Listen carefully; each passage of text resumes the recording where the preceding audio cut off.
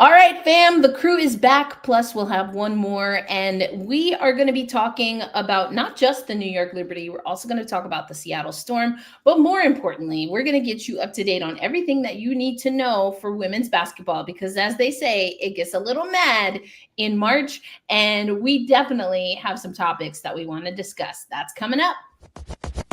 Gotta get up. Gotta get up.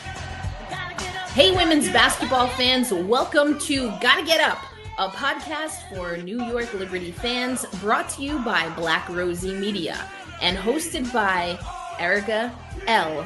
Ayala. All right, welcome women's, I almost said hockey. I was doing the hockey thing. We were just talking about that. Welcome women's basketball fans. Black Rosie Media here, bringing you another episode. It's technically a cross episode of Gotta Get Up and Tempestagi Talk, but we're here with Brian Fluerantin, who just celebrated a birthday. Happy birthday, Brian. Thank you so much. 35 years, probably 35 gray hairs, and everything in between. Hey, we're still kicking it, talking about some women's basketball. Always grateful to have you join the ride. And again, happy birthday. Wishing you all the best with exciting things to come this year. And of course, Erica L. Ayala here, your host of Tempestagi Talk, co-host, along with Brian Fluerantin, co-host of Tempestagi Talk with Roberta Rodrigues, who will hop on in a little bit. And Brian, man, listen, you and I, particularly you've been spearheading our newsletter. So we've been discussing women's basketball, but it's been a minute since we hopped on the mics to talk about it. So first thing, we're going to talk about free agency, especially with you. I want to talk about Stewie. We're going to talk about Izzy Harrison. We do have, we did an interview with Jalen Sherrod that we are going to have this coming week coming up. We're going to talk about Unrivaled. But I first just got to get your thoughts, Brian. We saw some of them in the newsletter, but DT, the GOAT, as a lot of people will say, officially retired. So the first question I have for you is, when that whole, if this is the last time or whatever the thing was, if this is the end, did you really think that she wasn't going to retire? Did you think she was going to come back, or were you like, nah, she's done?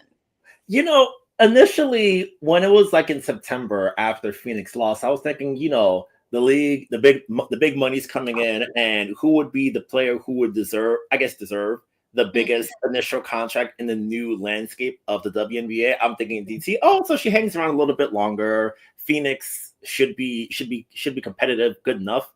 But then after a while, it's like, oh, something's up. And then BG leaves, and it's like, oh, that's because you know how close DT and BG are. So if BG's gone, maybe she has an idea that D is not coming back. And then once Phoenix started making their moves and the money started really sort of like getting put together that way, I was like, Diana's not a take a pay cut player. Nor should she. Yeah. She's not. I remember someone told Diana, did you think about taking a pay cut? She's like, would you take a pay cut at your job? No. So it's like, Yeah. And then once the announcement hit, it was like, wow. And I guess I love the idea of doing it in Time Magazine and then The View, because those, especially with Time, like the Time, being on Time is such a huge deal, even in the changing media landscape. That still matters a great deal. And to have your retirement farewell be in that outlet, being able to sort of share with people in that way, I think was huge and really sort of cool. So I love that aspect of it as well, too. Yep, absolutely. I think also for me, well, there's two things that I will say. I agree with you completely when it comes to like looking at some of the moves. It was like, come on now, you putting a lot of money out, unless you know something about that salary cap that we don't. What y'all looking to do? What y'all fitting to do? That's number one. Number two, I have to say, and this is because we have the other podcast, Tempestagi Talk. So the Seattle Storm were at the last home game, regular season home game. Oh, well, I guess they weren't in the playoffs. So the last home game that was against the Seattle Storm, right? And sources tell me that the Seattle Storm players were invited to a party after that game. Now, everything we know about DT, now DT likes to get down, as far as I know, but DT is also a competitor. I felt if she had if she had 100% decided that she was coming back, ain't no way she was inviting the opposing team to a party. Yep. Diana Taurasi? Nah, man. Nah, man. And I kept that quiet because, it wasn't my story to tell. But now that she's retired, I can say, yeah. Yeah. The Seattle players were invited. And I think Mika Mule actually maybe alluded to it in her exit interviews. So we'll have to circle back to that on Tempestagi Talk. But I was like, yeah, she's done. She's done. In the Time article that you referenced, she mentions that January 1 is when she gets back after it, and she just didn't have it in 2025. It just hit different. And it was, I suppose, the first time that she just really didn't want to attack what it takes to be an elite level athlete. And she's gone through injuries, back injuries in particular, and came back from those. When I was like, DT, I don't know if you got it no more, fam. I was like, it's okay if you don't, but like, I don't know. And then she came and proved me wrong. And I was like, all right. So, so for that, I was like, all right, maybe, but listen, if DT's out here partying, kikiing with you and not yelling meet me in the lobby or telling you to get your weight up, then, maybe a little bit of the fight ain't there. So either way, Diana Taurasi has a very interesting legacy. Her numbers speak for themselves, right? Her personality and her charisma when you're not engaging in a basketball game with her is just, the one-liners, it's just, she can be crude, she can be rude, she can be hilarious, all of those things. So I think Unrivaled did a great job, people telling their Diana Taurasi stories, and you get all of that, everything that I just said, because that's who she is, and she doesn't shy away from that. And there is a power and a beauty in that as well. You can respect someone and also not like mess with them. You know what I'm saying? Yeah. I feel like for Diana, it's very much a situation where it's like, when it's that time, I am a complete jerk because that's what the job calls for. But when it's over, I can like give you advice. I can shake your hand. I can, if you're a healthy plum, I'll be like, oh, hey, you guarded me tonight. And then after it's like, okay, here's how I can work with you to get better. So exactly. It feels like the ultimate respect in a lot of regards, because if you're an opponent and I'm giving you my very best, that means I see something in you and I see that you are up for the challenge. So I want to get where you are and see if I can lift you up and lift myself up to where you're at. Exactly. Yep. You said a lot of great things there. And it's definitely, I think, the case with Diana Taurasi. So only time will tell what she will do next. But we already know Diana Taurasi, whether she's a player or otherwise, ain't rebounding. So don't expect to see her coaching. She's like, I ain't doing all that. She said that a touch more. This was iconic retro a touch more when it was just an IG live. But it was, again, epic. That was an epic, iconic, like 3-hour long conversation that I think she had with Megan and Sue. And oh man, tea was spilled for sure.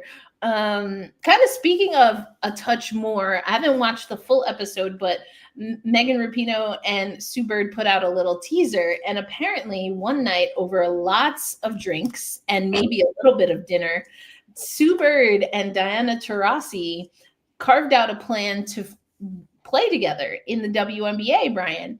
And the team that they said they were going to go to, New York Liberty. I think I saw a little article about that. Might have been from Sports Illustrated. I feel like with moments like that, I almost want to like take a time machine and go back into that context of 2012, 2013, and thinking about, especially that was when the Liberty was still at the Garden and before that ownership group sort of like bonked everything until it had to be fixed all those years later. So I think about that slide, and there was like, if they came then at the peak of their powers, what does that look like? BG came in a little bit later. What career does she have? Not having DT as her wing player. Sue in Seattle. I think LJ was LJ still playing in 2013. She might have been, or she might have been. I don't remember off the top. Yeah. I have to double check that. But then if Sue's gone in Seattle, what happens with Brianna Stewart when she comes out in 2016. There are so many sort of sliding doors, and it's just a fascinating what if as to what the universe would look like if that actually happened. Yeah, I mean, and I heard the story, and then the story goes on as Super tells it that by the next morning it was forgotten, and that to me sounds very like that is the story for me. Like, yes, maybe they thought about it, but to your point about all of the sliding doors, there's just so much that happened because Sue Bird stayed with Seattle, because Diana Taurasi stayed with Phoenix. And I don't know. I mean, A'ja Wilson has said that she wants to remain with the Aces. Now, that's what she says. Is that what the Aces are going to want, or that they're in a position to do? What if ownership changes?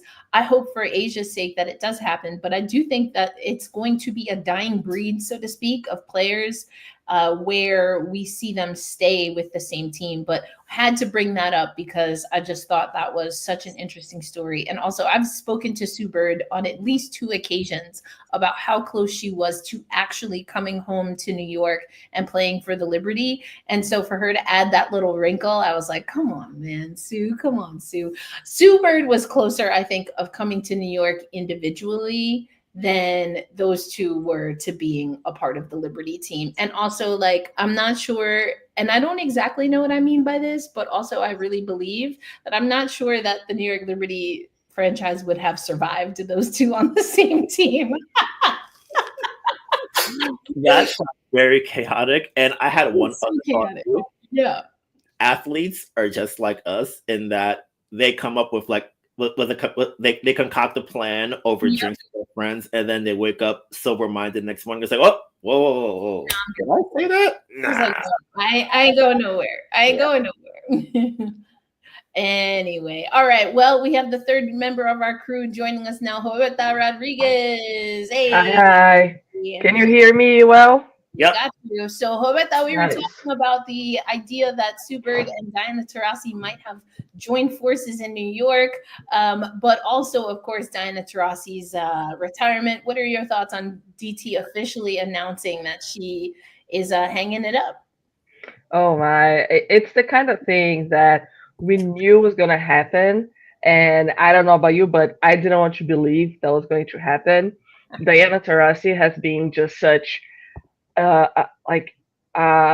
strong presence in my my women's basketball journey, because I started following women's basketball through FIBA and the 2006 Women's International Women's World Cup. So of course I knew about all the great players who were in the national teams before I knew about the great players in the WNBA, which kind of like some of them. Anyways, so Diana Taurasi was always she was always a fan favorite, to the point that, and that's, oh my god, the reason why I started covering women's basketball, what like catapulted me, was because I met this group of women in an online community about Diana Taurasi. So it was a Diana Taurasi fan group in a social media that's called Orkut, ORKUT. I think it didn't get big here in the US, but in Brazil it was bigger than Facebook. So there was this Diana Taurasi fan group, and me and this group of women who didn't have anyone to talk women's basketball with in 2006, 2007, we're like, well, what if we create a blog? So we created WNBA Brazil, which was one of the it was huge in Brazil, and that's when I realized I wanted to be a journalist. And so Diana Taurasi is probably the reason why I'm here today. I love that stuff. That's awesome. Yeah. There's just so many through lines like that. Yeah. Of Diana Taurasi's caliber and whatnot. So we definitely wanted to give her some flowers, and also just, again, she is complex, and I don't know what her next moves are, but she's made she stated that she will not be coaching, and I 100% believe her on that. But let's get into some free agency news, because with the free agency and with what Phoenix has been doing. Again, Brian had mentioned that maybe the writing was on the wall there, but I mentioned also, listen, she had a party after that game against Seattle in Phoenix. She wasn't coming back, so I believed it after that. But I think we have to start talking about Breanna Stewart, who has a core designation offer on the table, Brian, but the contract has not been signed as far as we know. Is it time to be worried? Is there any reason for concern for New York Liberty fans who are hoping that the team will run it back? I'd say no, primarily because I want to sort of I want to circle back to last year, like right when the Liberty were pretty much finished with their free agency business is when Stewie signed her core offer, which was February 26th. This year, the Liberty haven't had much to do, but there has been reporting that they floated the number 7 pick to certain teams. There was one report from Madeline Kenny of the New York Post that said that the Liberty offered the 7th pick to Connecticut for Tosh Cloud, which Connecticut rejected. So we're seeing that the Liberty are still sort of like fishing around, looking sort of like see if they can make one more move to sort of shore the roster up. And I think that with this pick, it's going to be the highest they have for a good while. So they have the decision of, do I want to grab a young player here, or do I want to make a play for a veteran who may be looking to leave where they're at to come here and sort of shore up the roster a little bit more. So they have a lot of interesting choices, and I think within that, Stewie and Jonathan Kolb and Sandy have been very sort of like hand in hand when it comes to working together since she made the move in 2023 here. So I think it's a matter of the team. They sort of like look around a little bit more, decide what they want to do. And if they're not able to free Tosh Cloud from Uncasville or grab Marina Mabry from Connecticut, maybe it's okay, Stewie, there's nothing left for us to do. We'll lock it down, get ready for the draft officially, and then sort of begin our next steps. So I wouldn't worry too much. Although you never want to say it's 100%. I just put it at 99.9999999 all the way across the board, and then we go from there. Yeah, I feel that. Aloysius, I know, has to get ready for work. Thank you for dropping in, as well as our Varnell. So, maybe something is going down with Stewie, trying to shop her around on the low. I mean, like you said, 99.9999999. I think also, it was a very uncomfortable thing, but, Brian, we had that conversation on, who you taking. Would it be Fee or Stewie? Now that option doesn't seem to be on the table, but, I think Stewie, once again, some people calling into question, if you're coming from the New York perspective, probably her health. I think other people have been calling into perspective her impact that she's still able to have. I honestly don't think that she's been 100% with the New York Liberty in the last 2 seasons. And perhaps that's also spilling over to Unrivaled. We are going to talk about Unrivaled a little later on the episode, but just in the context of Breanna Stewart, I think that if there's anything going on with Stewie, it is health related. And if that's just an injury that then calls into question what the longevity of her career could be or where she wants to be for that, I don't know that we're exactly there yet, but it is something just to keep a finger on the pulse. I don't know how much it will impact directly the 25 season, but again, something to keep in mind. And, things haven't been looking so great for her or the Mist. Yeah. Rivals, but again, we'll talk about that. But Brian, I think you wanted to chime in again.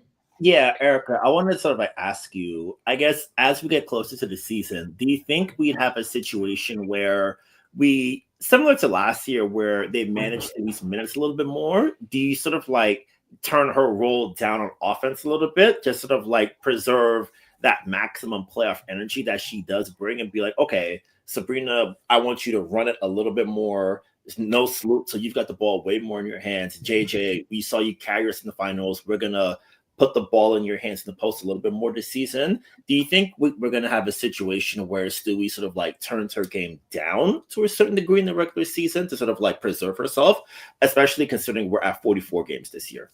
Well, I've been calling for this, as you know, Brian, for several seasons now, because as I just said, I don't think Stewie's been healthy 100% since being with New York.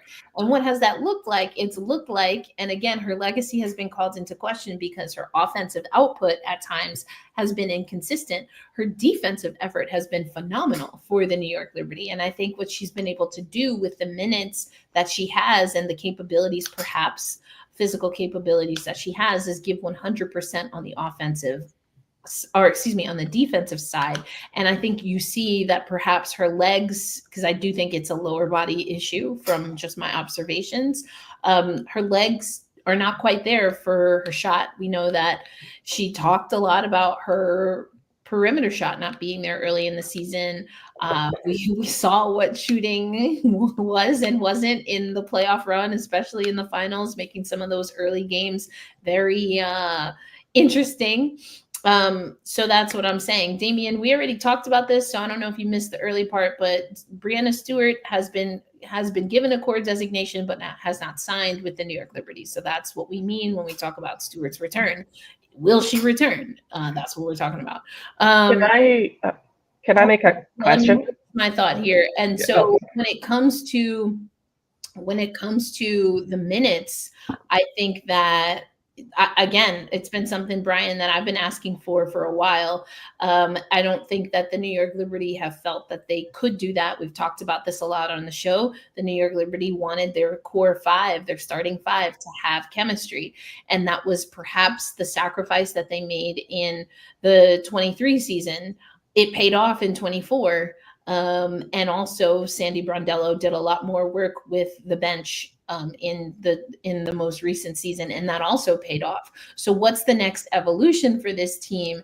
And we have some other things and notes that I want to get to that maybe are starting to answer that question, Brian. But I know, Roberta, you wanted to chime in. I have a question. I didn't know you were done yet, so I apologize for that. With taking into consideration the New York Liberty finals run, what we're seeing from Stewie, Sabrina now, do you think that with the moves, I think the Liberty bring anyone except for Izzy Harrison in free agency? My question is, do you think that the Liberty has what it takes for a back-to-back run this year? Yeah, I think that is, of course, that is the question. And, you kind of mentioned Izzy, and that's where I think,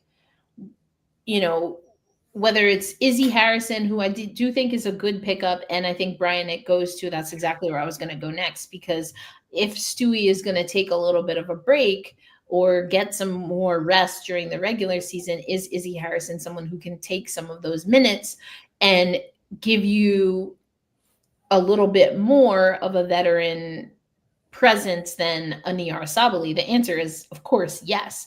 Now, what that will look like, because Izzy Harrison, that is, will have to get integrated. And then what does her role become? I think also, is Izzy going to be someone on this New York Liberty team that can find her way to the starting lineup at the sacrifice, perhaps, of what, maybe a Phoebish? Benijah Laney Hamilton is hurt. That's not a like for like, but if Hamilton isn't in the starting lineup, Laney Hamilton isn't in the starting lineup, then is there a way that Izzy can slide in there and then Leo maybe plays a different role? I don't know, but I don't know that I hate predictions. I say that notoriously because I don't know. I mean, in theory, they can run it back. In theory, they could finish last for all we know. I don't think the latter, as in them finishing last, is going to happen. But I will put this on me. I was very critical of the Liberty not making enough moves last year. And I kind of feel that way right now. That being said, I'm trying to trust the process more. But what I will also say is, if we thought the league made more moves last year, then we definitely see that the league is getting better this year. And the target this year New York, because it's not just the New York Liberty squad. I think what we're seeing, Brian, and I would love for you to chime in on Roberta's question here is, but what I think we're seeing, Brian, is people are taking a page out of the Jonathan Cole playbook Yeah.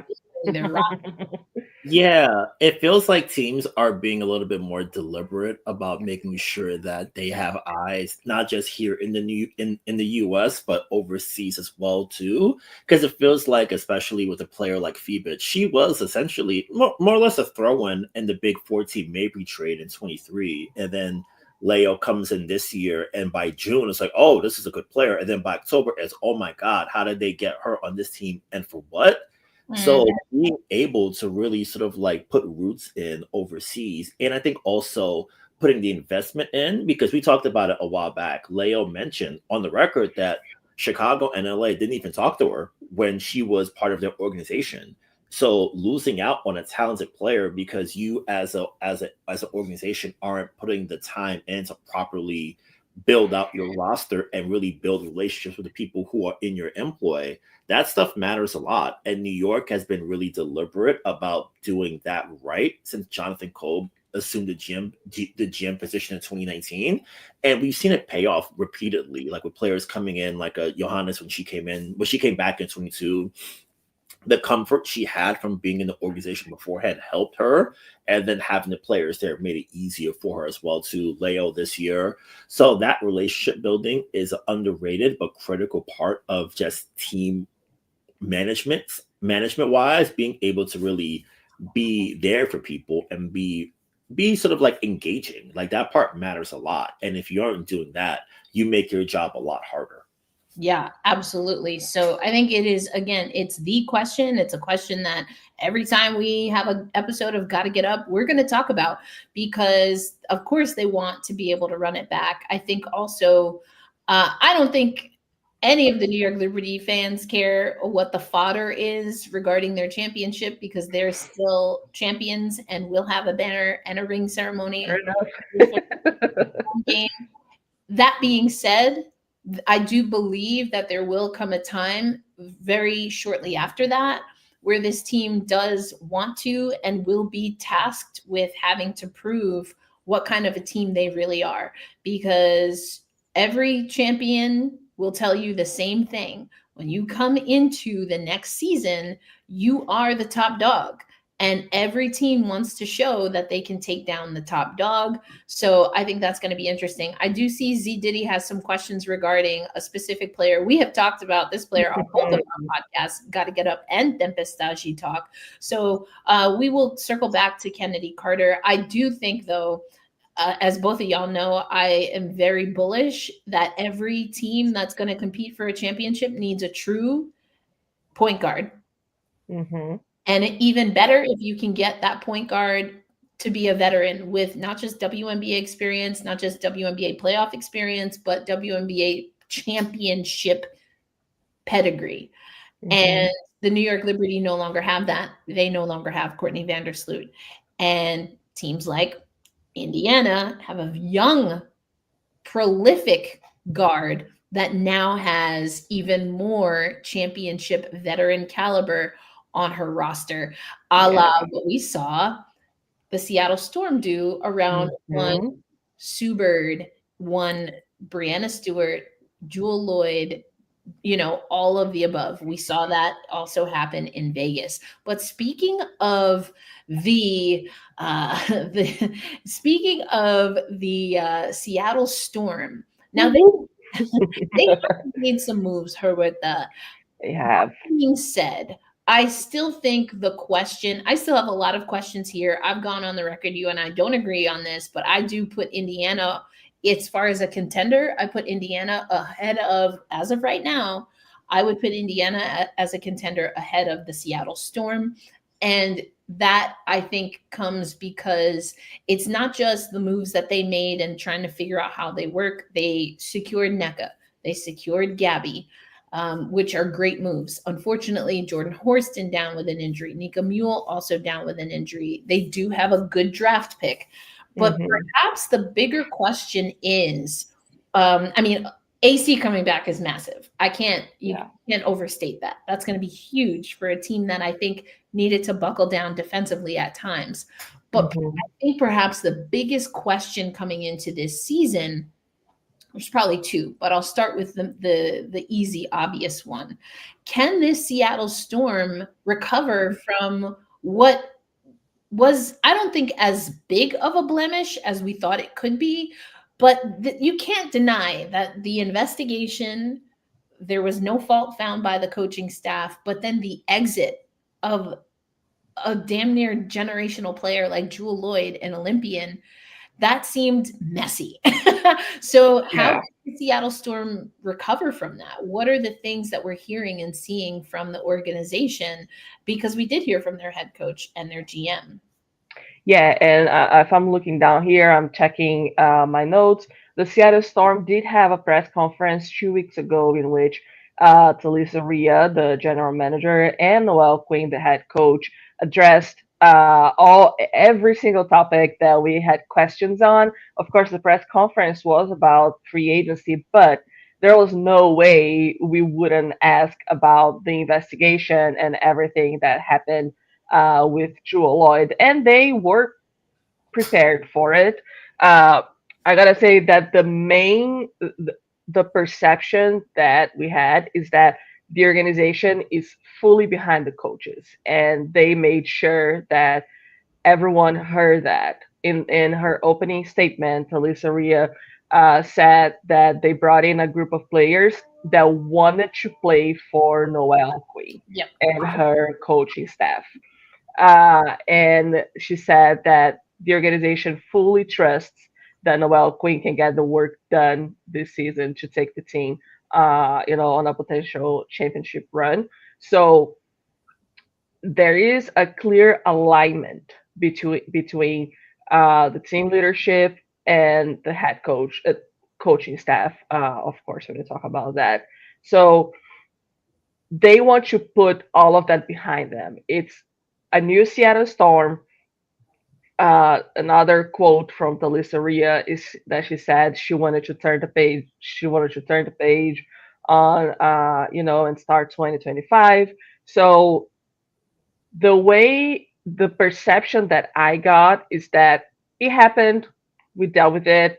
We're now we have tunnel vision ahead. When they were asked about Jewel Lloyd, uh, they were very they were just like, we, there's no bad feeling about Jewel Lloyd. We are very thankful for what she brought to us, for the championships that she helped us get. And Yep. that's the right thing to do. That's the right thing to say. And things did work for a while. That's the fact. I think any cost bill from the Chicago Sun Times did ask directly, um, when she asked, when did things fall, when did the confidence fall between Jewel Lloyd and the team, and Alyssa Ria did say that it's not that it fell, it just, like, didn't work anymore. Uh, so it seems like they're very diplomatic about things, which is what you're going to expect, but they're clearly ready to move on. They are just focusing on what's straight ahead. Noel Quinn is very excited for the players that they brought in, especially, of course, everyone talks about Neka Ogumake and Gabby Williams, but she did highlight, and Alicia Clark, but she did highlight some players that are not really, like, talked about much, like Lee Yuru. Yep. And Erica and I have talked about Lee Yuru here, and she's going to be a danger to other teams on the paint. Erica Wheeler, who is a veteran guard, and this is something that Skylar Diggy Smith needed last year, and she didn't have a veteran point guard who could provide her some relief Yep. during, you know when she went to the bench, because Nika Mule didn't play last year, so now she has that. And there's Lexi Brown, who is going to be Also, a great relief for whoever the Storm brings to be the main two player. Why is Yeah, deep? I always love Aloysius' comments. He's so creative. So I do think that when it comes to is the Seattle Storm ahead of the Indiana Fever or behind them in the contender conversation, I think it's gonna come down to who they bring in the number 2 position. For me, that's the only thing that's stopping me from saying that yes, they are ahead of the Fever. Because when you put all of the pieces together, when you look at the chemistry, the big four, the Storm Big Four has already been working together. You have Neka, Gabby, Sky, and Ezzy. This is a team that has been working together, and there is trust among them. You know that at least. So the Fever, I see the Fever in the same position that the New York Liberty was in 2023. Right, and that's exactly where I was going to go with this. Hey, Moni, never discount Skylar Diggins. Is unmatched. We've been seeing that. We've been seeing that in Unrivaled. And you mentioned again, now granted, I will say, I think that I haven't changed my position, but I agree with your counter, because we had this conversation before Erica Wheeler, before Lexi Brown, when I was like, I don't know, I think it might be Indiana over Seattle. And Katie Lou Samuelson now. That's right. Katie Lou. Now, I've said this in our Slack channel, and I actually want to have Brian chime in here a little bit too. Katie Lou, for me, was not very impressive early on in Unrivaled. And I do think that Unrivaled absolutely scorched players that were not fit. Now, whether that was because they were dealing with injury, which we know now a decent amount of them were, or whether that's just they ain't hit that treadmill enough. I mean, who's to say? But I do think Katie Lou Samuelson, I was like, oh no, I don't know. But what she offers, which she's always offered in her career, is you're not going to get great defense. It's a little unquick. You're not going to get great elite level defense. She's not going to be an all defensive team player, right? I think we know that. Yeah. What you can get is, especially given what Seattle has, hard-nosed drivers, players that can take the ball deep. You've got Wheeler who can do that. You've got Skylar Smith who can do that. You obviously have Neka there. You have Gabby Williams who can do that. And now you have someone that can just kind of creep from that mid-range to perimeter and shoot lights out. That wasn't always a danger for Seattle last season. Jewel Lloyd, we talked about it on the show before. Her shot wasn't falling, Brian. Now with a player like Katie Lou Samuelson, and given who Seattle brought in, they don't maybe need her to play that defensive role. But I think that she plays the role that Sammy Whitcomb was sometimes asked to play, but perhaps is more that's more of her bread and butter, is to, again, be that player that's on the perimeter. You kick the ball out, you get a quick shot from deep.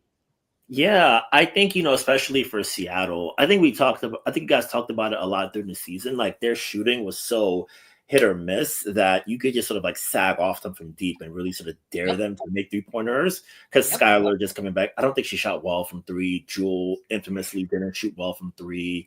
Gabby's she's a decent 3-point shooter, but she's not someone that's like, okay, you go out there, you're going to make 40% from downtown. That's not really her game. So having the WNBA, because she could in Paris, and I don't think that was the ask, right, in Seattle. So anyway, so I think for having a player like a Katie Lou Samuelson, and on that note, an AC as well too, players who can really give you some size while knocking down 3-pointers at a good clip, I feel it's going to be a huge boon to the Seattle offense, because Skylar, as you guys mentioned, one of the best drivers in the league, great court vision, so she's going to find you every time. And it's just up to you as a shooter to just sort of like move around, get yourself open, because Skylar's going to get you something really good. So I think having acquisitions like that helps out a lot too. And, you have excellent interior players like a Neka, Ezzy, I think. Yeah, I guess we're going to talk about it like probably down the line, but I feel like Ezzy's going to be due for a big season. Like, I have you mentioned that, right, in our deep dive. Yeah. like I'm so confident that Ezzy's gonna take that leap and really sort of like build off a good 2024 and a tremendous bronze medal game in the Olympics last year to have a really, I'd say, another all-star caliber season. And as Roberta mentioned, Lee Yuru is very tough in the post, so teams are gonna have to bring attention to her when she gets the ball down there, and then that opens up perimeter opportunities. So I think for Seattle, now that I hate using a pun, but now that the storm has passed, maybe this is the year when they can sort of like be a little bit more comfortable and confident in each other in year two to see that, okay, we laid down something of a foundation last year. Now the core that's here plus number 2 pick, let's see if we can really sort of put the thoughts into action. Yes. And so we're talking 2 top 10 picks here, whether it's the number 2 pick for the Seattle Storm, which, Roberta, let me ask you before we continue on, though, is there any indication that Seattle is willing to move that pick? And if so, what is it going to take and why is it everything?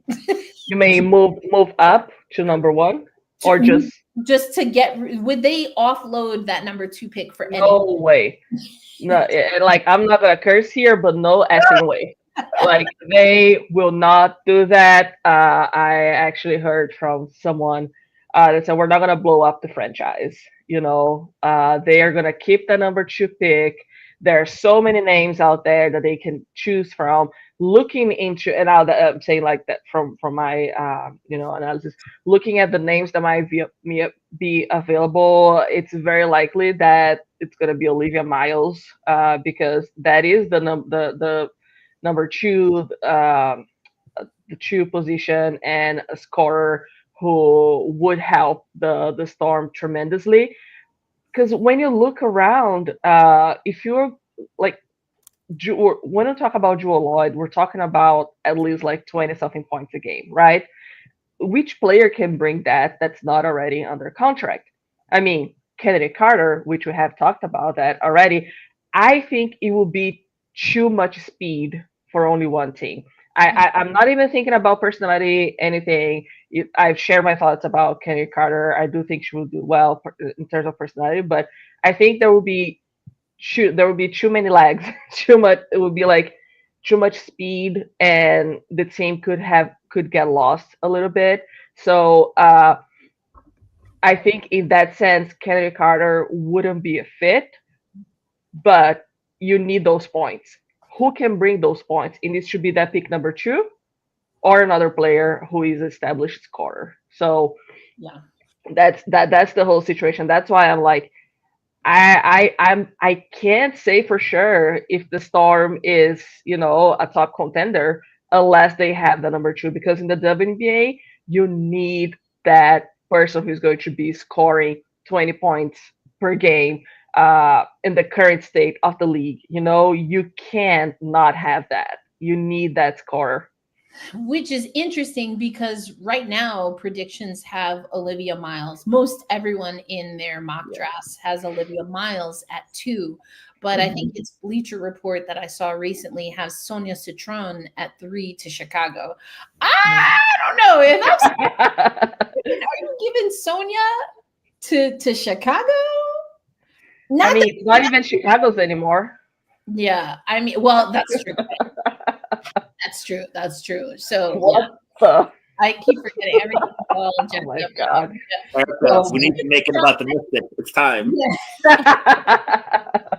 All about well, even listen, Sonia Citron, I think stock going up, even though perhaps Notre Dame's question mark stock is going down, but we're gonna get into that. My, I didn't expect that yesterday. Listen, we are going to briefly talk about NCAA, and we have some matchups, some that are happening right now as we're recording, some that are upcoming, including Big Ten, and I'll be on CBS Sports to talk about a little bit.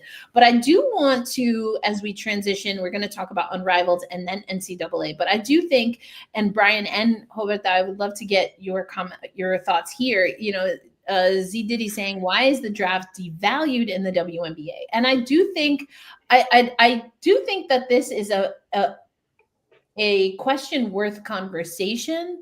Yeah. Because I do honestly think that historically, yes, WNBA picks have been massively devalued, incorrectly valued. It's just a little bit of a hot mess. What I will say, and it's the Suns play in Phoenix. How the Sun thinks the 7th pick is not enough for Tosh Cloud. I don't know that it has anything to do with Tosh, and I do think there's a little bit of a bullishness. And actually, Brian has an article that he is working on that will come up on Black Rosie Media. There's a little bit of a bullishness, I think, in Connecticut, and I do think at least some of that it goes to, well, if the reigning champions want our player, then I'm gonna say no. Why would you give the champs who want to defend? And listen, sometimes you have to make those deals. I think that Connecticut is in a position where what they're saying about where they are versus where maybe the rest of the landscape thinks they are is a little bit different.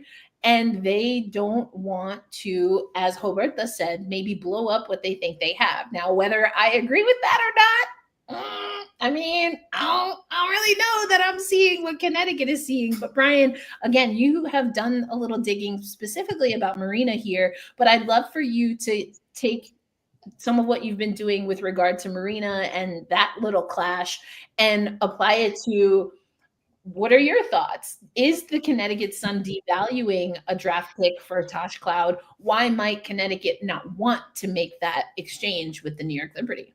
Yeah, first off, I want to say I love that question so much because it's layers and it's high. Yeah, that question ties so many different layers, and it ties into so many things, not just in the present, but in the future. Like the first thing, as I was reading that question, is you want to hold on. If you're a team, you may want to hold on to that pick this year, because with the CBA changing, the money's going to change, the draft scale is going to change, and the salary cap is probably going to go up. So if you can lock in a player on a, let's say, $75,000 scale, while you're paying everyone else $150 and up, that is a huge benefit because you got them for like 2-3 years down pat, locked in. So if you're a team, you don't want to be like Dallas in 2021 and waiving the #1 overall pick because you can't do anything with it. You don't want to do that. Like, you need to. This is the moment where you need to be serious about what you do and be serious about how you're scouting your talent and doing all that. Like, we've been talking for so long about the need for investment, and investment comes with scouting. Because if you're not paying attention, you're not doing what you need to do, you're going to wind up with a situation where you're drafting players, but you don't have room for them on your roster. You're not putting them in a position to succeed. You don't even contact them. Yeah, you don't. This is the moment when, if you're a team and you're living and you're operating as if it's like 2018, where you just like do whatever you want, like, you're gonna fall way behind and you're gonna be cooked because new teams coming in, new money coming in, especially like all the money coming in. Like, it's not just, oh, I've got $5 in my pocket, I'm gonna put this here. No. That's over. Like, everyone coming in, they got a lot of money and a lot of will to make something shake, because we see the fan interest. Well, the fan interest was always there, but now even more people are coming in and even more eyes are going to be on you. So if you're out here up to no good, you're going to get found out pretty fast. And then people are going to be on you. And I think to the Connecticut piece, I'm going to talk. I have more on it on Black Rosie coming soon. But the Sun are in a unique spot where they've been contenders for so long. And now that their entire starting five is gone, it's like,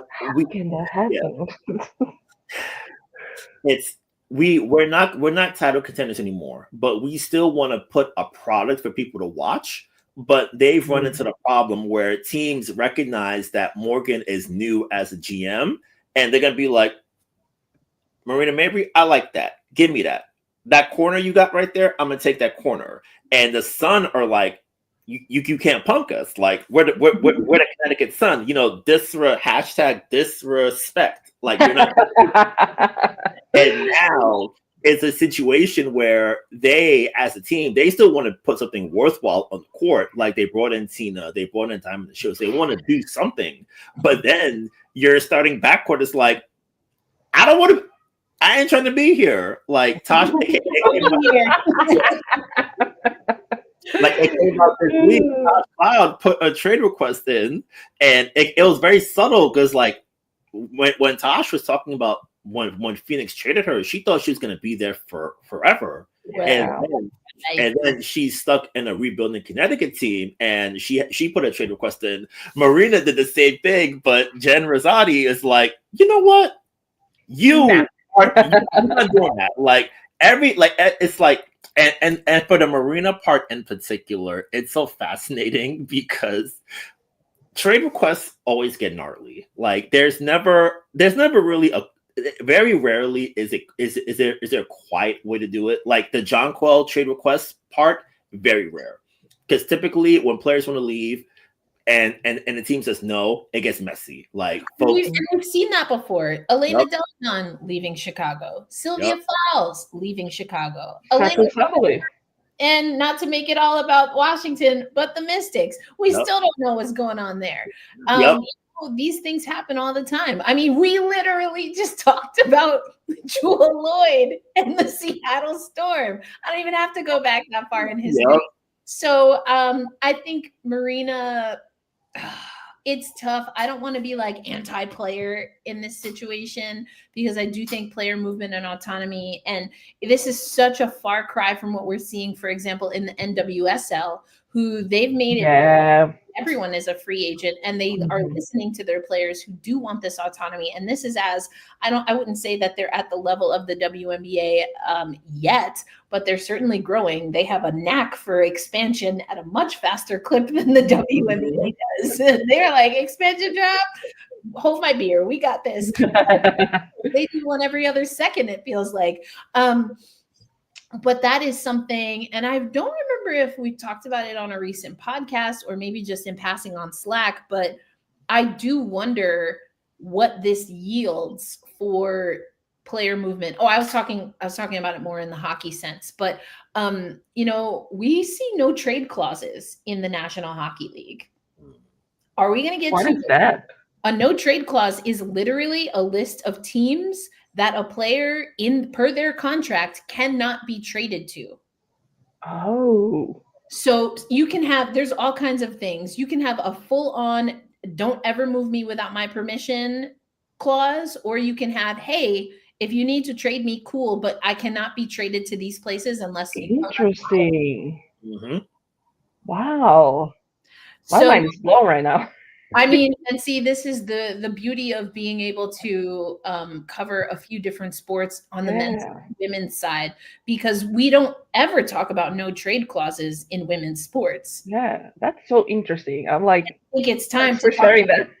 I think it's time to talk about, if you're not going to go, everyone's a free agent, and maybe the WNBPA wants to introduce no trade clauses, because we're seeing athletes feel uprooted, and that's a part of it, right? But I am fascinated by labor movements in sports because they're very new. People don't realize how new they are. I'm talking like Major League Baseball, and their salary cap is disgusting with how much money goes out the window.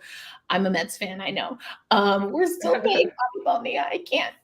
Anyway, that was a tangent. I'm back. Almost back. I'm back. The point is that no trade clauses are as frequent as, they're new in the 70s. These are players that you want to go back to the Brooklyn Dodgers and then all the way up to the 70s in places like Boston and places like New York. The players were a part of the community because they literally were working other jobs. Whoa. You see what I'm saying? Like, people don't realize how new this $200 billion gajillion dollar contracts. I mean, we're not quite there yet, but not far. It seems like, people don't realize that this amount of money is relatively new comparative to the amount of times that the league, or the amount of years that the leagues have been running. And so when you think about this from a women's sports perspective, I say this all the time. You got to quote Fat Joe, yesterday's price is not today's price. So if I'm a new league, I'm looking at women's hockey. If I'm a new league, I understand how you have a new CBA that doesn't have an opt-out clause. I don't know who thought that was a good idea. No, if I gotta go, I gotta go. Why don't no trade clauses exist? It's like, oh, I can be traded. Cool. Then I should be able to also run you a list of places where I'm not going. Like these are all things. And so I don't know, from conversations that I've had, no trade clauses are not on the table, but given how the trade or how free agency has gone, I wouldn't be surprised if we start to see that conversation, because at least with a no trade clause, of course, you think of it from the player perspective, but that also can be a bargaining chip for a team. If a team wants a player and they're like, oh, cool, tight, you have a no trade clause. Well, in that case, then this is what your value is to us. Because you don't want to be caught out there, right? As a team. Yeah. Because at least if you draft, well, not draft, because that's a whole nother thing. If you sign a player, whether through free agency, you get them in a trade, and you know that you cannot move them to certain teams because of their clause, you should absolutely, as a team, be able to consider that when negotiating their contract for your team. Like, I think that's fair. Yeah. And when you talk about the no trade clause, you would have saved the Storm a lot of time when negotiating Jewel Lloyd's trade, because there was the Storm and the Sky were trying to make something happen for Jewel Lloyd, and it didn't happen because Jewel Lloyd didn't want to go to Chicago. So that it's just, I also love labor union topics in sports, and that for me is fascinating right now. It is fascinating. There are certain aspects of American sports that I'm not familiar with, so I just loved learning that. Yeah, well, and again, I honestly didn't know that it's only 2 NBA players. I'm a little bit surprised. I know it's not as prominent. When I tell you no trade clauses in the National Hockey League, the NHL, are a big deal. And I'm thinking of all this because we just went through, Friday was the trade deadline in the NHL. So all of this is like fresh on my mind. That's why I was like, what sport am I talking about? I don't even know. But no trade clauses. And the NHL is not, is kind of maybe number 5 as far as men's pro sports, but they got them no trade clauses. They was like, no, you're not moving me and my family. I'm not going.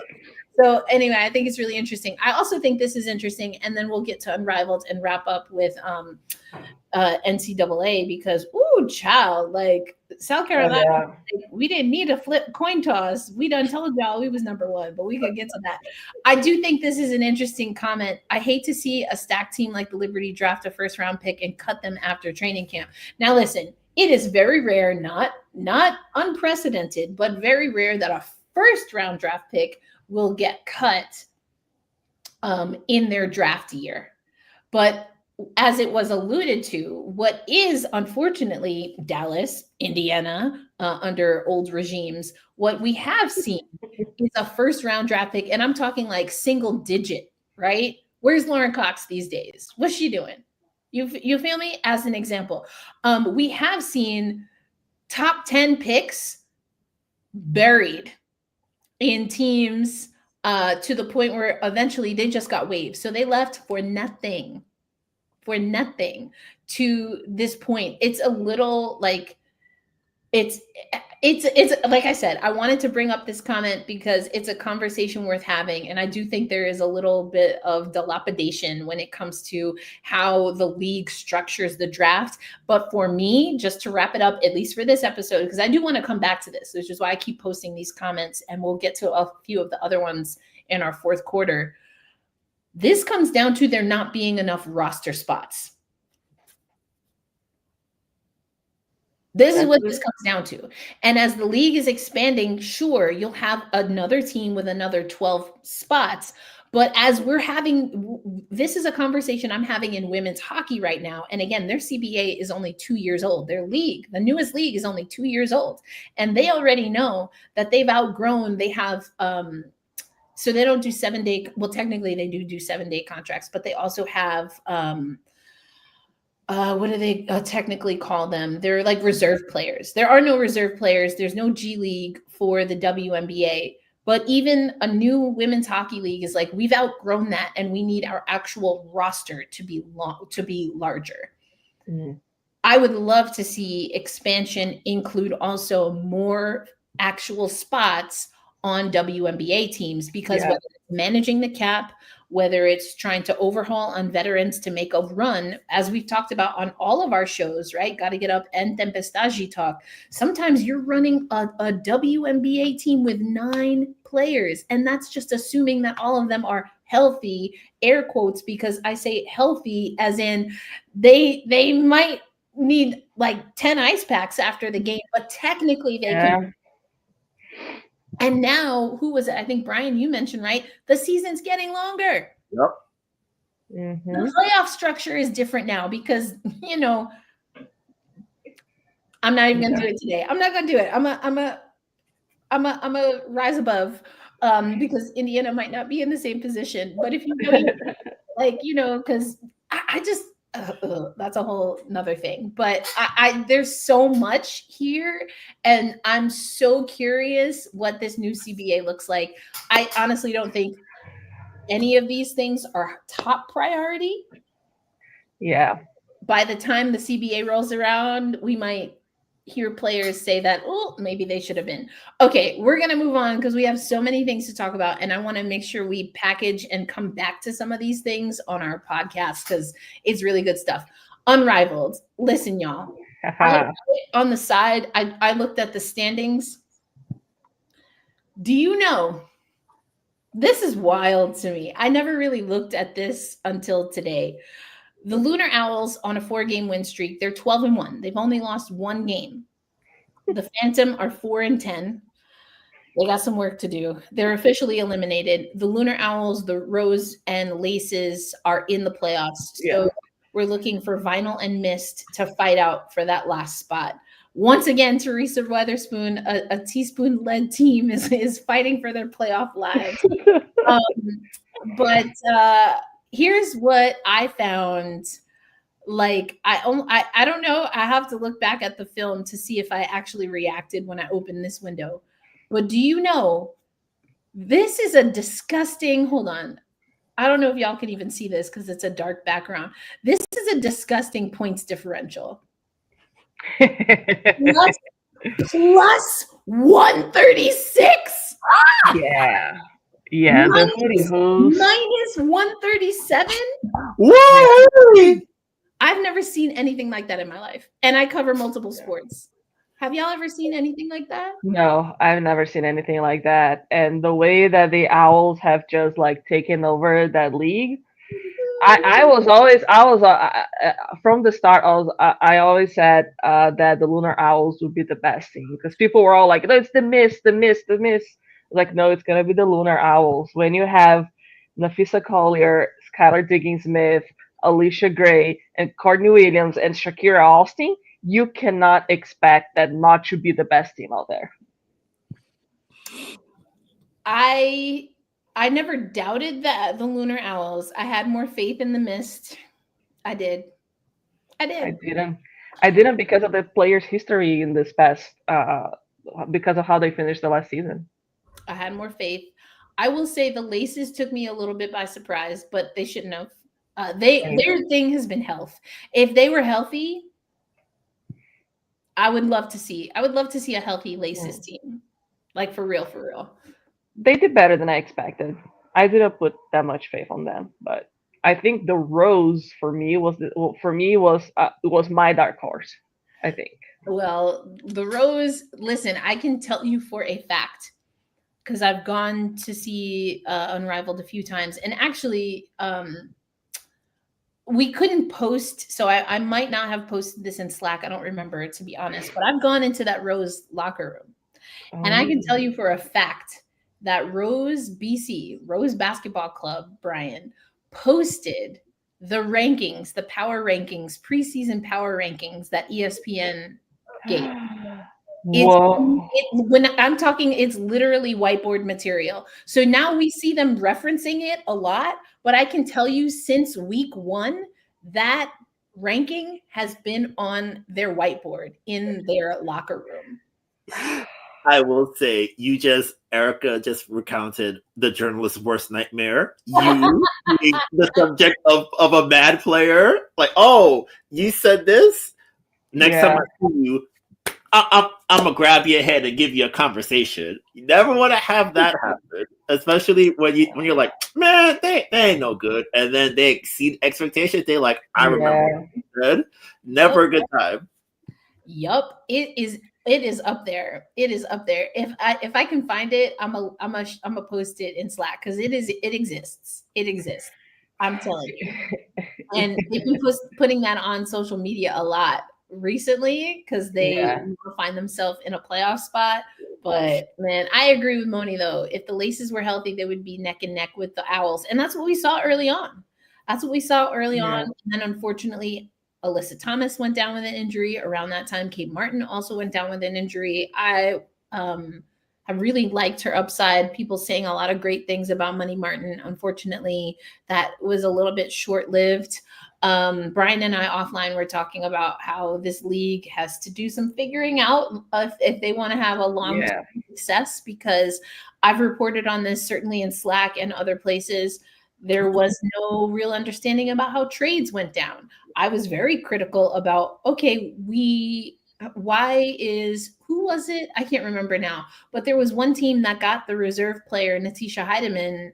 And I'm like, okay, but also this team is clearly injured. What's going on there? Yeah. So, they added players like Cameron Brink, even though they knew she wasn't going to be available. Sabrina Ionescu, even though they knew she had different engagements. And I'm not saying it's a bad thing, because it depends, right, on what their priorities are, I guess, Roberta. It is very different than how we're used to sports being operated. And so for that purpose, if they're going to do something different, do it different. But Roberta, when they don't announce things, then it comes across as, I'm not saying it is, I'm not saying it isn't, but it definitely comes across as they really didn't have a plan. Yeah, definitely. And that was something the week of the start of the season, they didn't have a playbook. They didn't have the game rules out, So, I mean, I even fell for a fake news that about the game shot clock, but there wasn't anything out officially. And I didn't find the game book, the rule book online. You talked about Natisha Hidman. I think she jumped from team to team. So I don't know if it's the case of them having like reserved players, a pool of reserved players. It wasn't announced before the exactly. And signed, and it was like if you didn't read the full presser, you wouldn't have seen it. And when it comes to Cameron Brink, one thing that I just recently wrote a story about Unrivaled, and Nafisa Collier was very adamant about the fact that marketing is king for them. She said, I don't think people understand how much of a revenue comes from off the court and from marketing. So in that sense, it does make sense that they signed Cameron Brink. It does make sense that they keep making pushes for Caitlin Clark, because that is something that is going to attract a lot of that sponsorship money. They are very focused on storylines, players' storylines, and marketing. So yes, they did say that, but also basketball fans want to know about the basketball game. Exactly. And that's what this new media landscape, and when I say new media, I'm not just talking about social media, although I do think social media is kind of leading the industry change in some way. That's what you have to realize. If you are doing all of that and kind of chasing the money bags, which, get a bag, go do it, no problem. cool, tight.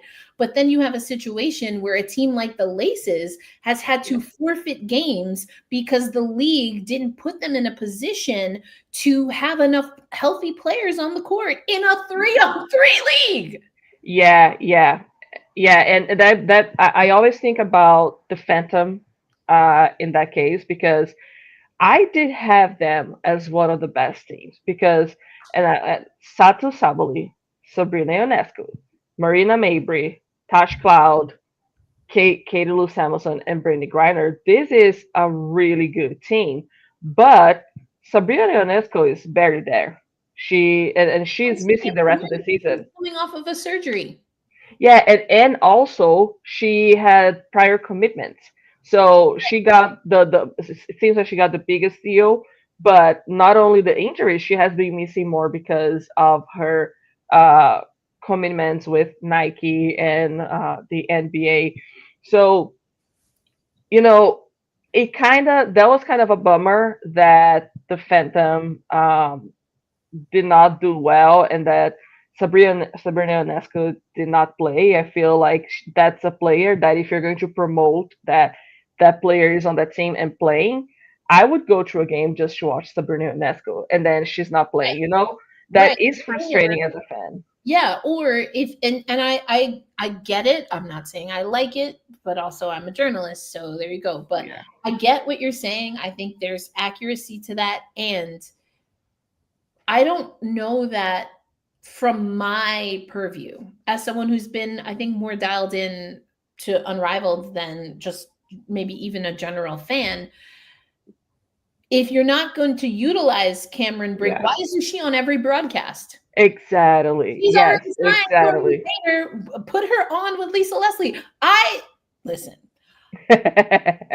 I hope to have a career in broadcast journalism, so I try to be thoughtful with my critiques. What I will say is, I would love to hear Cameron Brink on the TNT broadcast. It will be fun. I Yeah. would love to, because we sometimes have random interviews with like Wanda Sykes and what's that man's name who plays in Miami, or does he anymore? I don't even know. Like random interviews. Butler, that's his name. Jimmy Butler. We have like these very long random interviews with these people in the middle of the game. I mean, sure, maybe that's what your sponsors want to see, and they can be like, oh, Wanda Sykes was at, Wayfair Arena, I guess. A basketball fan, a women's basketball fan. Yeah, I could care less about Jimmy Butler. That probably is watching your league. Who they want to see talk about nothing for 5 minutes? Yeah. Wanda Sykes, Jimmy Butler, or Cameron Brink? Yeah. It's like with Courtney Williams. You can put Courtney Williams to talk about anything there. I'm going to listen. Courtney Williams can talk about anything the whole game. I'm going to listen. Now, I don't care what Jimmy Butler says. All due respect, no.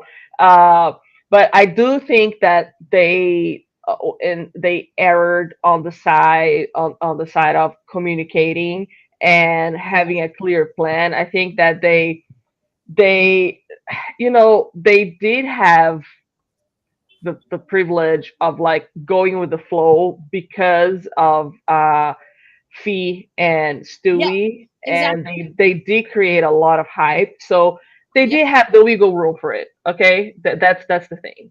Okay, I'm glad you mentioned that, because let's just be real.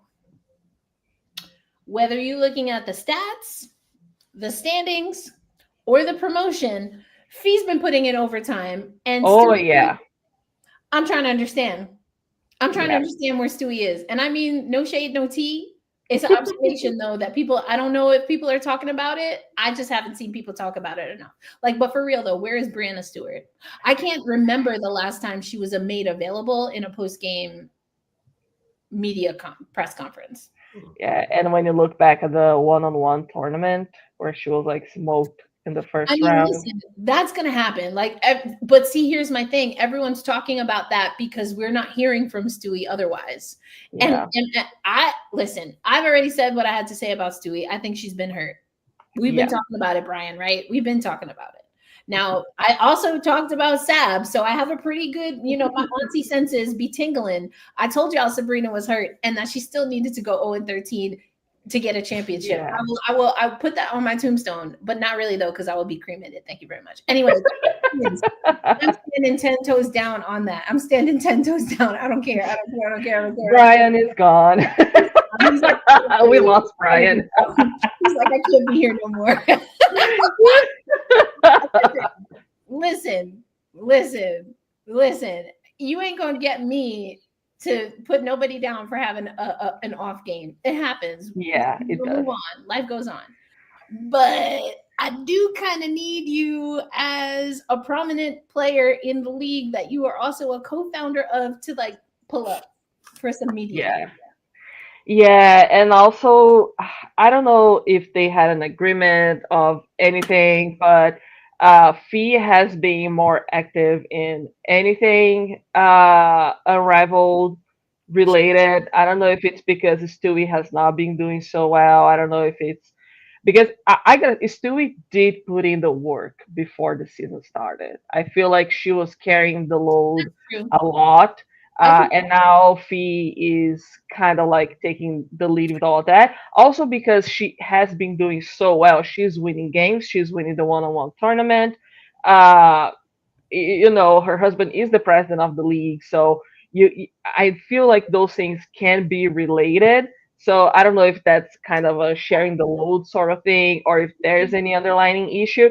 I do know that Unrivaled has a lot to figure out if they want this to be a long-term business endeavor. They need to figure out their communication. They need to figure out the game aspect. They need to figure out how to, on the long run, I don't think that having like 5 players on the team for a full court 3-on-3 game is healthy. That's players are not gonna want to go back if that's the case because they're getting hurt, so they need to figure that out. They do. Yeah, I think it is a good point that Stewie did put in a lot of work beforehand. Also, we've talked about this, Brian, before with, some of what appeared to some as Stewie's quote unquote absence was because there were things off of the court happening. I'm not speculating. I'm just drawing a comparison to in the last 2 years that we have seen Stewie and her involvement. And listen, she got a wife and 2 children under the age of 5, right? How old is Ruby? Ruby can't be 5 yet. Yeah, I think she's like 3 or 4. Something like that, 3 or 4, right? She's not a baby anymore. She's out here speaking whole sentences. You know what I'm saying? But also is not quite old enough. In English and Spanish. There you go. It's just, it's a lot. So I'm making the observation. I will say, as someone who has been to Unrivaled a few different times, and I should be back for the finals as well, the playoffs. Stewie will make herself available to people who pull up. And I do think that there's a little bit of that is her protecting her peace. And so, Fee's the one that people want to hear from anyway, because Sis is crushing it. We will get to vote on like defensive player, MVP. If it's not Fee, it's rigged. MVP. I will say this. I still will maintain, Brian, that in sports, not just women's basketball, but in all of sports, I do think there's a difference between being the most valuable player and the most outstanding player. That being said, I do think that Fee has a pretty strong case in both categories. Yeah. For Fee, since she had such a dominant regular season in 2024 and didn't get a single first place MVP vote, I imagine she's like, you know what? I'm gonna make it. I'm gonna be so undeniable that you're not even gonna be able to think of another player. First place vote. Yeah, I think it's gonna be the Asia Wilson effect, the same thing. But Asia Wilson pulled up to Unrivaled also. That was pretty cool. Yeah.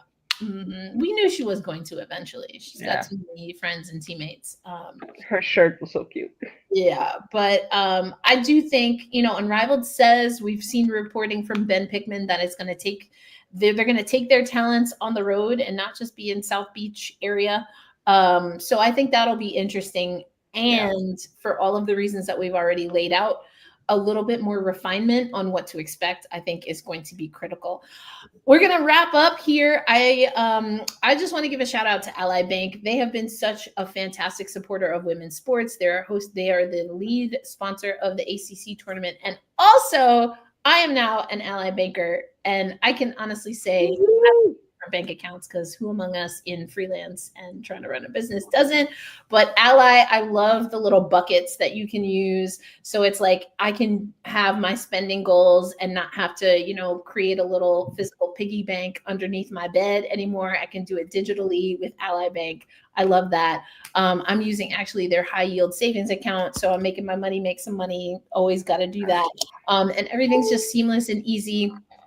We live in a world where, Ally Bank came about in a time where people weren't really sure about banks that didn't have a physical location. Almost everything we do is online now. And at this time, I definitely want to make sure that I am doing things that make sense for my business, but also make sense for my values. And the fact that Ally Bank is so supportive of women's sports, whether it is women's college basketball, I mentioned the ACC tournament. They have partnered with the Aces. They've partnered with women's soccer. Those things are important to me. So we will have a code in the show notes if you want to check out Ally Bank, open an account. Definitely highly recommend it. But let's move on to NCAA. And in the ACC tournament hosted by Ally Bank, Duke, baby. All right. Coming through for teams that go defense first. I love this. They got through Notre Dame, Brian, and then they took down the Wolfpack today. Mm-hmm. Yeah, the game this afternoon really flipped in the second quarter when Isaiah James went out. It looked she had to be helped off the court, and when she was transported back to the locker room, they used a wheelchair for her. Thankfully, she was able to return to the game. I think the coach for NC State said that she had a hip pointer injury, but whenever your top dog is hurt in that regard, it throws everything off balance. So for as much effort as NC State made it trying to come back, once Duke really sort of got going after halftime, it was, okay, our defense is going to lock in.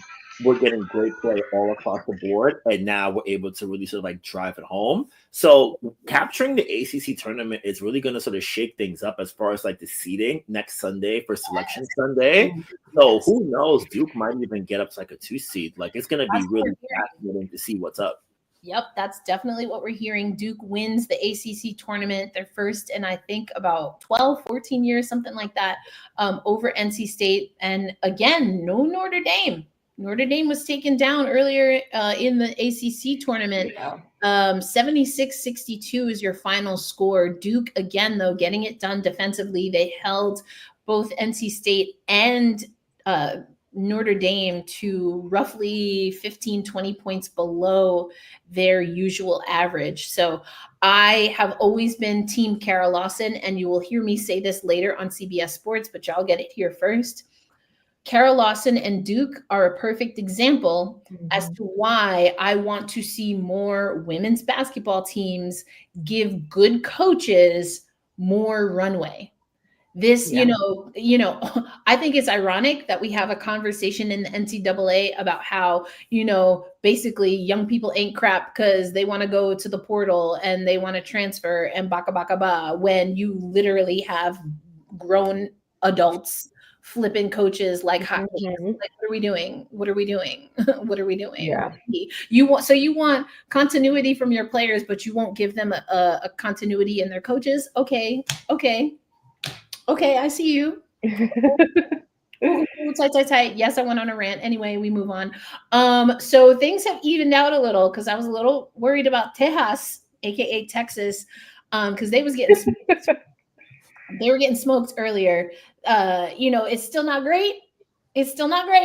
But they were getting smoked. South Carolina up 41-23. Now, these two teams, they literally had to have a coin toss to see who would be number one in SEC ahead of the tournament. South Carolina won that coin toss. Yeah. But we're in, less than 5 minutes in the third right now, and South Carolina, Brian, is really putting that hurt on.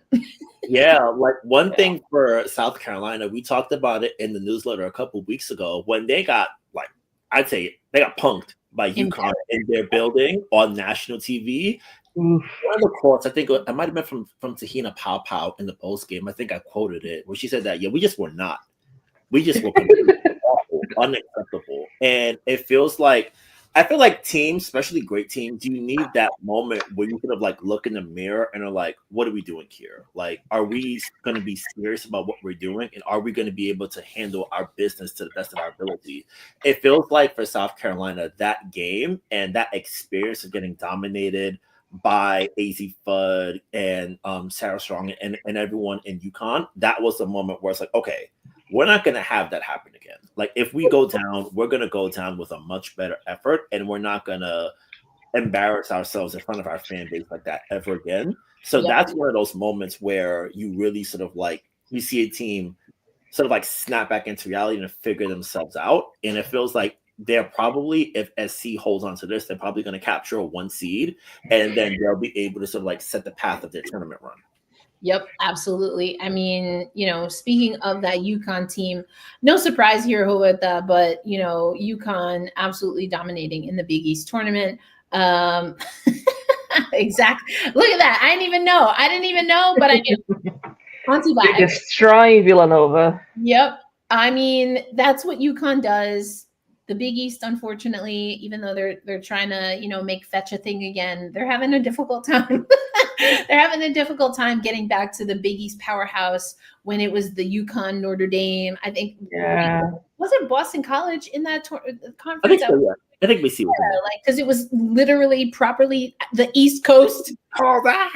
Yeah. Crap. Anyway, that's a whole nother rant for a whole conference realignment, man. I'm not down for that. And they're blowing ish up again. Anyway, Roberta, I swear there's a question in here. So UConn, I think it's not whether they'll win. It's a matter of if their conference play is going to adequately prepare them for an NCAA tournament. I'm not very convinced of that. Exactly. I'm sorry. Yes, Louisville. That's right. That's it. Okay. Anyway, continue. Yeah. So when I was finishing my MBA, that's when the Pac-12 was dissolving, and there was so much conversation about conference realignment. I think that in maybe not too soon, but like in 5-10 years, we're going to actually feel the negative impact of that of this kind of realignment that is thought. Big East, we've been there. Like it's like everyone's like, oh, Pac-12. I'm like, baby, golden years. I remember the golden years. But just like nobody talks about the Big East that way. But like we're feeling it. But to your point, yes, Big East, Big 12, like all of these schools. I mean, Stanford. I don't know that this is the same, but figure out first round. Is it in the first round? Woo, child. Anyway. Yeah, so I don't think that's gonna be positive for those teams. You have UConn. I mentioned to you and Brian earlier that like college basketball is like my women's basketball Achilles heel, and I'm not like really good at it. But I've always been I've always watched UConn since like 2000 something because of how their players were so big internationally. So I think that what we're seeing this year with UConn, it seems like players are a little bit tired of being there. I don't know.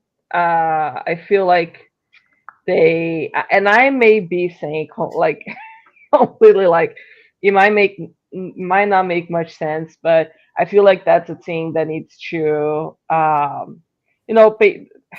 you can't say that it's not a good team when you have Paige Beckers, AZ Fudd, Sarah Strong, but it seems like they are ready for the next. It seems like they are ready for like the next UConn phase, I think. I mean, I don't know Exactly. I think you might need to tease that out a little bit more. I think what we are seeing, and this has been a conversation, I was able to be at North Carolina when Gino tied Pat Summitt, or excuse me, Tara Vanderveer now, tied Tara Vanderveer for most wins by an NCAA Division I women's coach. Or really, because the women's record now is the record record, if you will. Like, there is no men's coach in the history of men's NCAA basketball that has more wins than Tara Vanderveer and now Gino Auriemma. But I think what we're seeing is that the field is wide open to the point where, it's not. Listen, a few years ago, right, we were talking about, South Carolina and UConn now are the favorites, and then LSU was like, hold my beer for a little bit.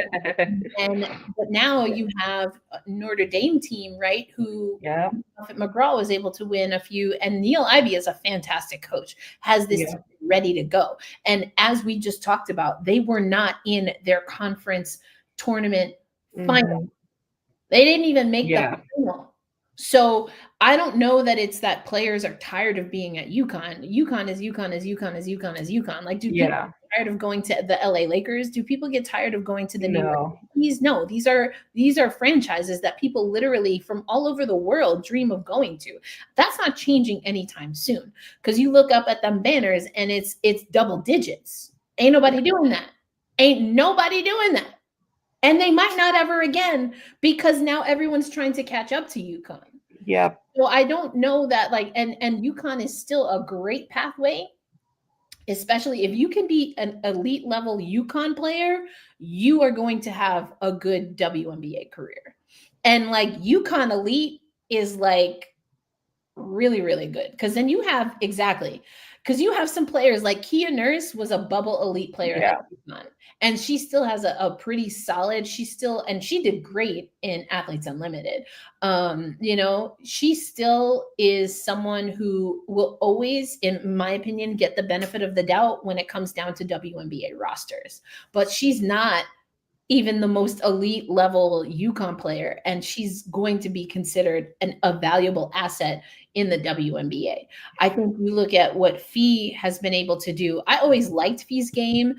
I think her game has transcended anything that she ever did, especially in her era of UConn, because of how she was taught to think the game. And she'll be the first to do that. So I think what we're seeing is that other teams now, and it goes back to what we were talking about before, are investing in getting good basketball minds to develop and establish, and to see the connection between their success at the NCAA is related to how well they can prepare their players for the next level.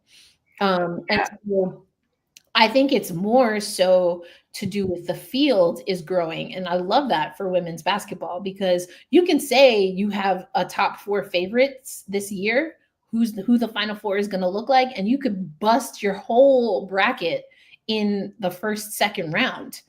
That is unprecedented, Brian, for a really long time.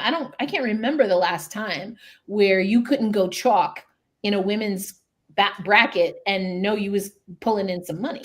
Yeah, like it feels like we talk about a lot of how the pro game has seen such a talent boom in the past like 5-6 years. You really see it coming up in the amateur ranks as well too. Like there's so much more talent.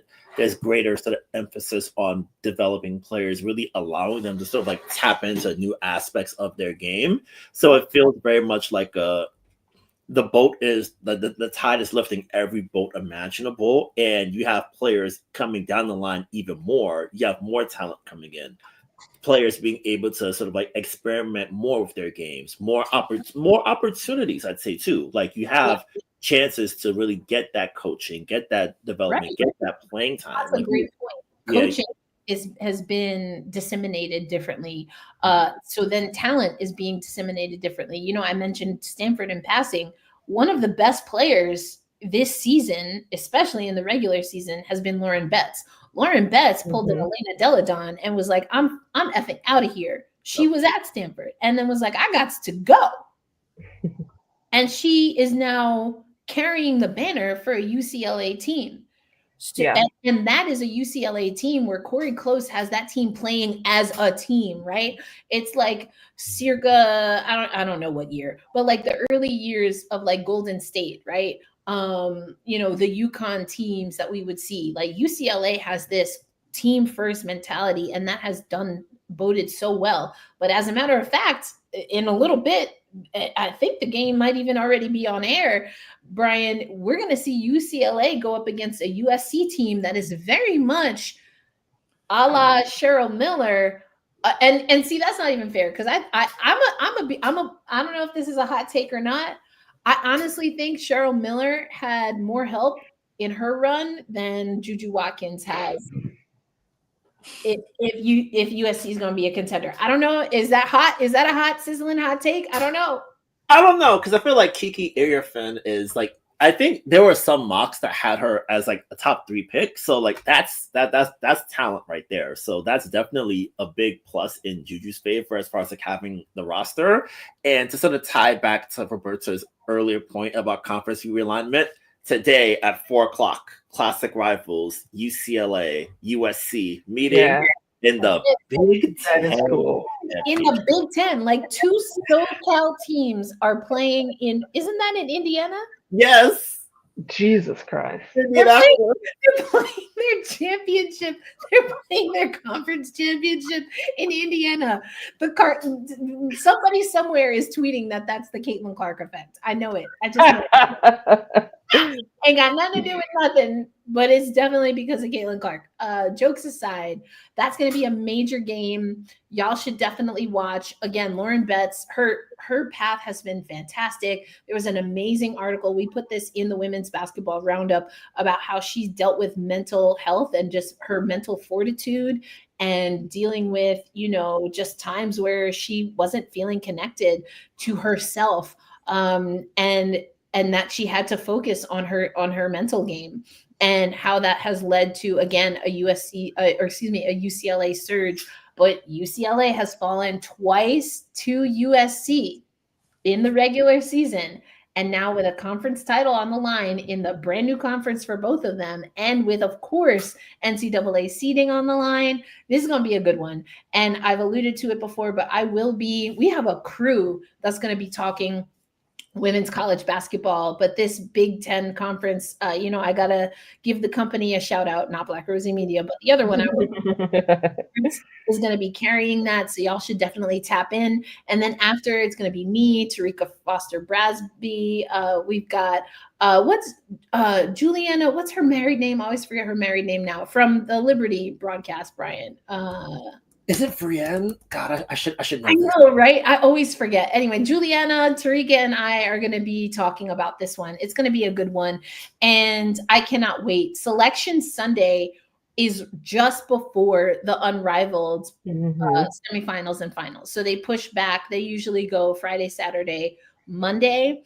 They will be going Sunday, Monday, or Monday, Tuesday, something like that.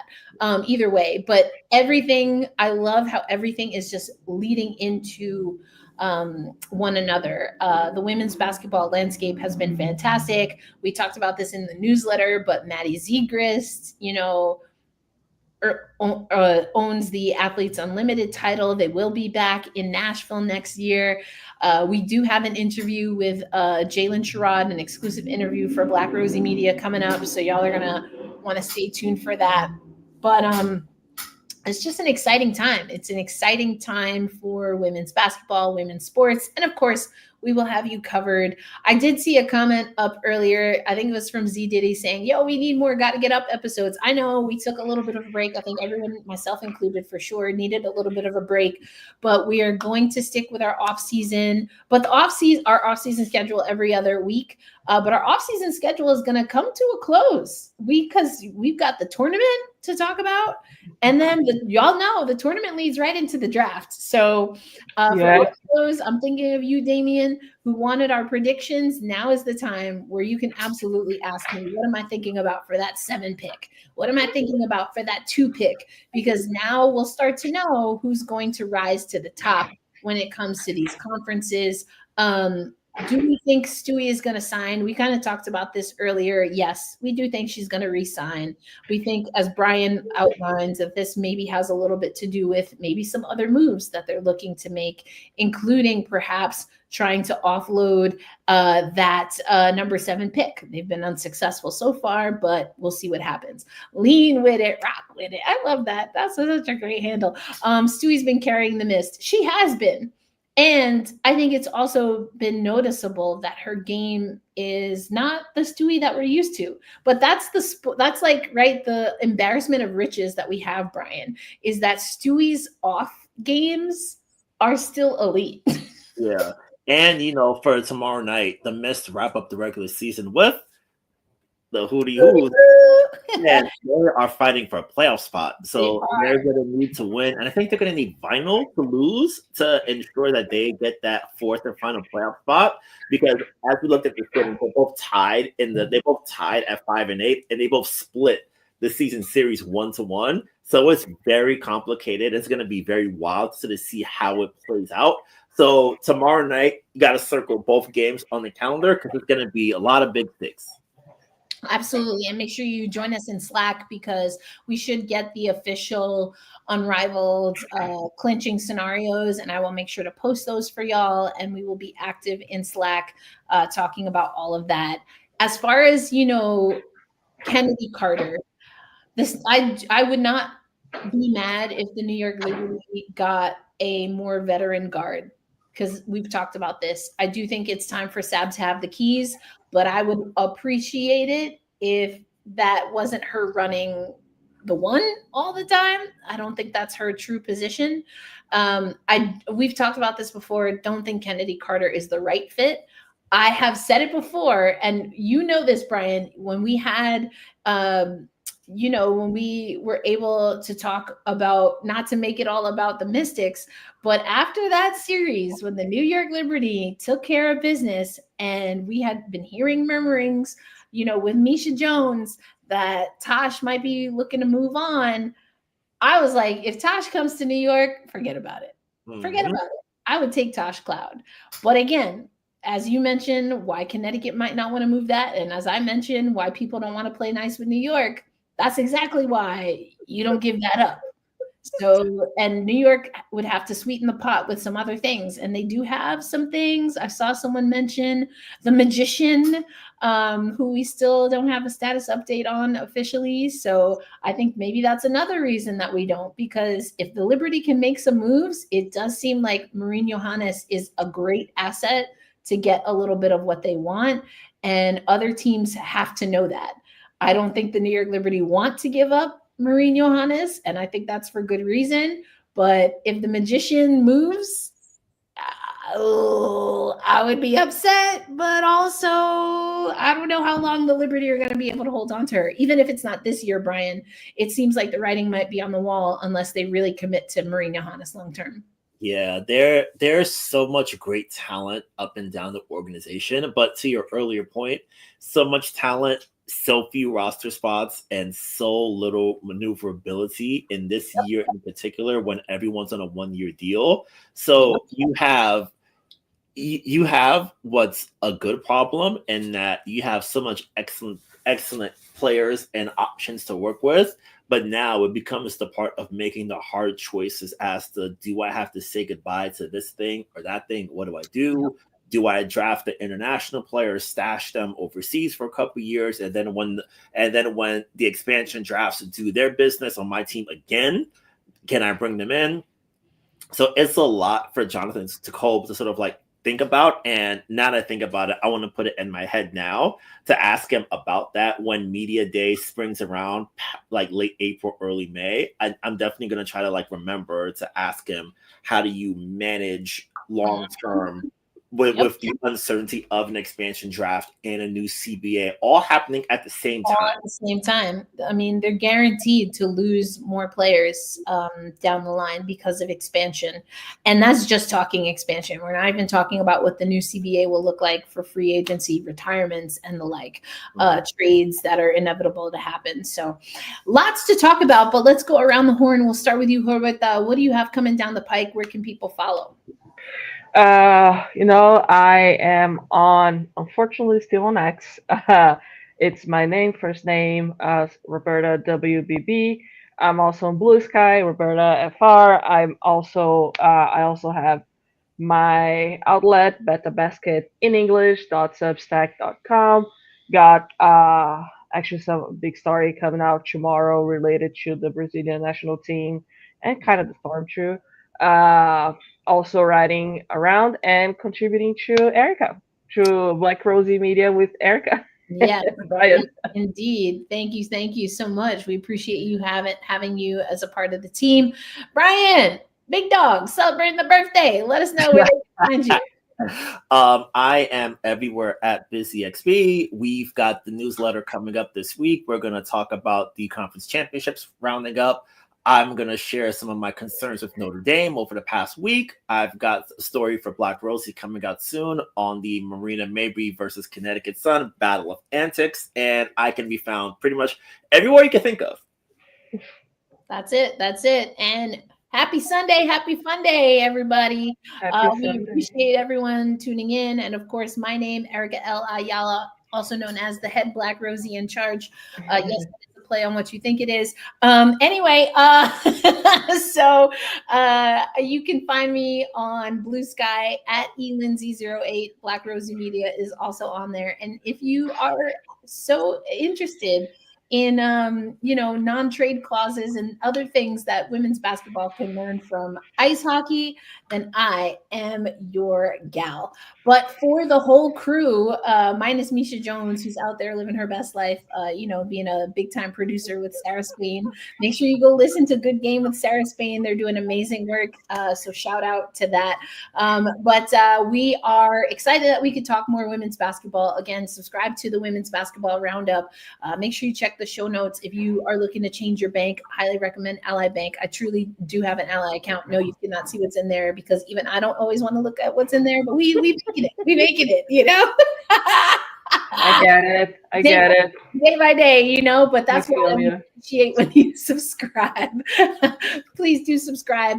Share the content, especially the newsletter. We're really trying to grow that because we know there are bigger and better things coming for women's basketball and women's sports. And we want to make sure that always we're able to have people, as I like to say, melanated people that are able to be the storytellers, especially of people who speak their languages, come from their different countries, come from their backgrounds. We know how important that is. And that's what Black Rosie Media is all about. But for Roberta and Brian, again, Erica L. Ayala, and this is not technically just a Gotta Get Up episode, but we still gonna Ellie wave out of here. All right, let's go. Let's go. Let's go. We'll catch you on the next episode. Peace out, everybody.